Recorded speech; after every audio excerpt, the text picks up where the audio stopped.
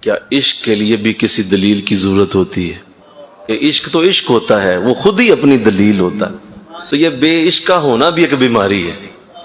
حضور کا پیار تو اللہ نے انسان کی فطرت کے اندر رکھ دیا ہوا ہے، صرف اس کو اجاگر کرنے کی ضرورت ہوتی ہے۔ اللہ کو عشق ہوا تو اللہ نے حضور کی ذات کریمہ کو پیدا فرمایا، اور پھر حضور کے لیے ساری کائنات کو پیدا فرما دی۔ تو لہذا یہ جو عشق کی دولت ہے، یہ خود خدا کی سنت ہے۔ یہ عشق اپنے ساتھ دو شرطیں رکھتا ہے۔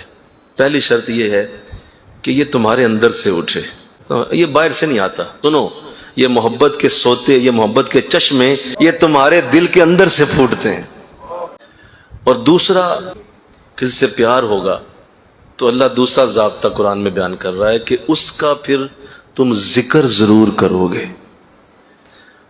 اور ذکر کیسے کرو گے؟ اکیلے اکیلے بیٹھ کے کرو، اکیلے بیٹھو ذکر کرتے جاؤ۔ عشق والے کئی انداز بنا لیتے ہیں، لیکن جو عشق کا سب سے اوپر والا درجہ ہے نا، سب سے آخری درجہ ہے، اس درجے پہ جب عشق پہنچتا ہے تو پھر انسان اکیلا نہیں بیٹھتا، پھر کہتا ہے آؤ تم بھی سارے میرے ساتھ بیٹھو اور سارے میرے محبوب کی باتیں کرو۔ اللہ خود بھی بیٹھتا ہے اور اس میں فرشتے آتے ہیں اور بیٹھ کے سب اللہ کی بارگاہ میں حضور پہ درود پڑھتے رہتے ہیں۔